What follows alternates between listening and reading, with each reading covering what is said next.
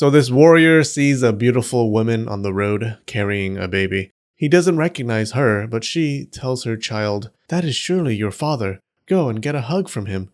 The warrior draws his sword, thinking she must be some kind of monster, because what kind of a man hugs his child, and slashes her. She runs away, leaving a trail of blood that ends in a house. When the townspeople check the attic of the house, they find a huge dead spider surrounded by the corpses of men. That was an old Jorogumo story.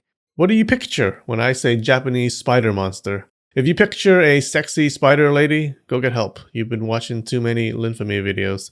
But in this case, you're right. Today's yokai is a spider-licious seductress called the Jorogumo, or entangling bride. But that's a euphemism for an earlier word that's a bit more accurate, which means spider hoe.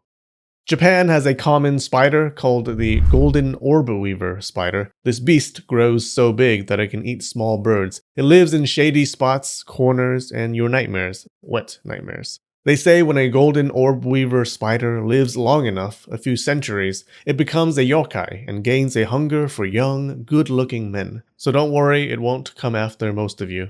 Jorogumo live alone in caves and dark forests, which is fine, but they also live in abandoned homes, which is not fine these days, because one could be living in the middle of a big city, and it's hard to evict someone during a pandemic.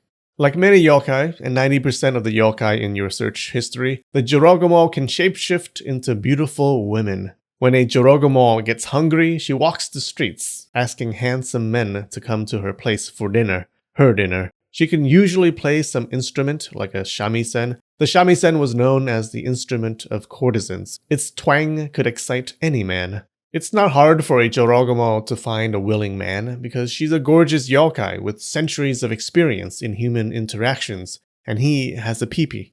When a man enters her lair expecting a hot and sweaty night, he gets what he asks for. A hot and sweaty night trying to escape her web. She would change back into a spider or a half-spider, half-lady thing and inject her victim with venom. The man would take days or weeks to die, his agony only interrupted by the Jorogumo occasionally taking bites of his flesh.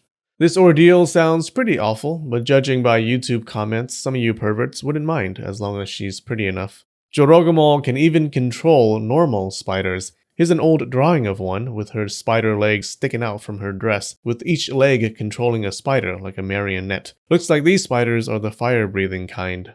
Jorogumo can survive in empty homes within bustling cities without anyone noticing they were there, not unlike the typical city dweller. They go around tricking and draining the life from people, leaving their victims' corpses on the streets, not unlike the typical city dweller. Many Jorogumo stories happen around waterfalls, especially the Joren Falls in the city of Izu. One story goes like this. A man was resting next to the Joren Falls when a spider thread shot out from behind the falls, attaching to his leg. A little surprised, he removed the webbing from his leg and attached it to a tree stump. At that moment, the thread went taut and pulled the entire tree stump behind the waterfall, and the man thought, I hope she's a vegetarian. Getting pulled behind a waterfall by a spider thread and tricking the Jorogumo using a tree stump are two really common Jorogumo tropes. Here's another story. A woodcutter dropped his axe in the pool beneath the waterfall. He prepared to jump in, but a lovely lady emerged from the water to return his axe. He thanked her, but she told him to keep it a secret, never tell anyone about her. The man tried to stay silent, but men have a part of the brain that forces them to talk about their interactions with beautiful women. So one drunken evening, the man spilled the story to his friends. That night, a silken string shot out from the darkness to pull the man outside. The next morning, his corpse was found in that pool beneath the waterfall. In another story, a woodcutter met a woman at the waterfall and fell in love. He visited her every day and became weaker every day. A Buddhist priest heard of this and thought, Namu Amida Butsu, this spider fetish is out of control. He went to the waterfall with the woodcutter to see what's up. Sure enough, he was met with a spider thread attack, but he used his priestly powers and let out a shout, making the thread retreat.